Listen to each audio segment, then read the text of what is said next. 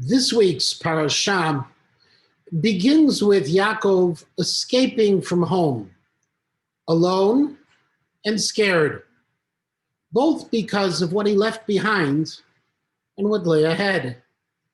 Soon it was dark, and there was no place for him to stay. No inn, no tent, nothing other than to sleep under HaKadosh Baruch Hu's majestic skies.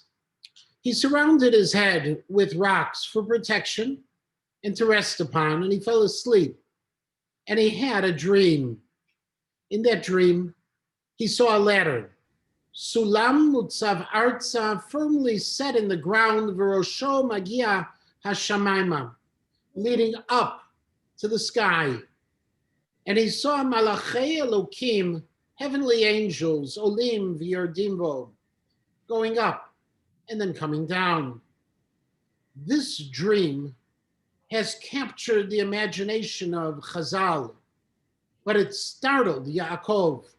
As the Torah records, Vayikatz Yaakov, Yaakov suddenly awoke and said, Achen yesh Hashem b'makom hazeh, that God is in this place. Vanochi lo yadati, but I didn't know. What did he mean when he said he didn't know? This week, I want to offer three possibilities. The first comes from the Medrash Tanchuma, which sheds light on this question via a different question. If Yaakov saw angels ascending the ladder, why didn't he climb the ladder as well? In fact, according to the Midrash, that's precisely what HaKadosh Baruch Hu wanted Yaakov to do. But Be'otah Sha'ah Nityarei Yaakov, at that very moment, Yaakov was afraid. He saw that if you go up the ladder, you have to come down. Olim V'Yordimbo, and the thought of descending, of reaching the heavens and then losing it all, scared him. So much so that he wasn't even willing to climb. Said HaKadosh Baruch Hu to Yaakov, Ilu alita ve'amanta, if only you had climbed and had faith, lo hayta lecha yirida leolam, you would have never had to go down. But now you didn't.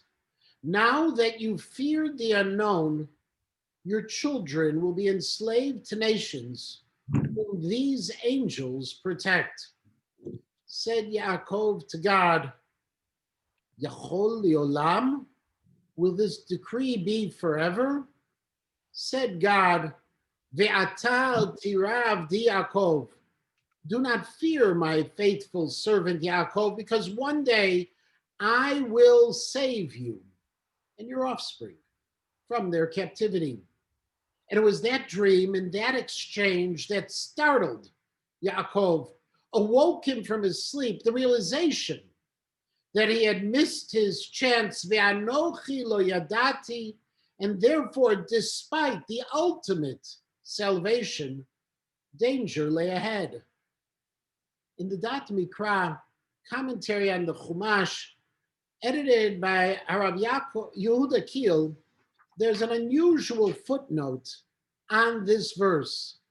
He writes that in 1964, on the Yom Ha'atzmaut, after Rav Yehuda Unterman was elected the Ashkenazi chief rabbi of the state of Israel, Rav Unterman told the following story. 16 years earlier, in the spring of 1948, many people, both in Israel and abroad, had pleaded with Rav Unterman to try to convince Ben Gurion to postpone declaring independence from the British. They were afraid because all around them, the Arab nations were ready to invade and destroy the Jews of Eretz Yisrael. And Rav Unterman was afraid as well. But then, on Thursday, May 13th, The fourth day of Iyar, when Rav Unterman received his secret invitation to the ceremonies, he remembered this Midrash Tanchuma.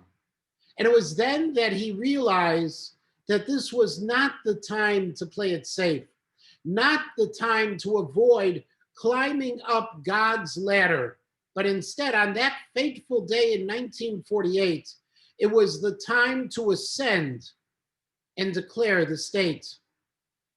And because Ben Gurion did, said Rav Unterman, the state of Israel was founded and will remain the Reshit Smichat Gulatenu, the beginning of the blossoming of our redemption, which is an amazing application of this midrash in the way it inspired a great leader of the previous generation. And it also explains why Yaakov said, Vanochi lo yadati, because God opened the door for Yaakov. He showed him the ladder and told him to climb, but Yaakov didn't. Instead, he played it safe and he refused to climb. If only he had known, said Yaakov, he would have not missed his chance.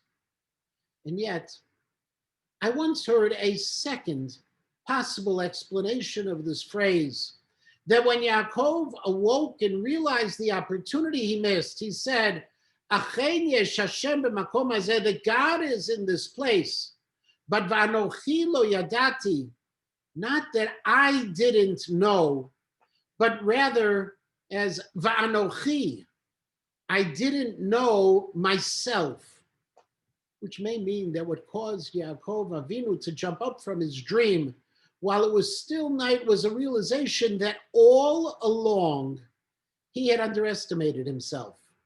That only after this amazing vision, only after the promises that God set before him, did Yaakov begin to understand who he was and what his responsibilities would be.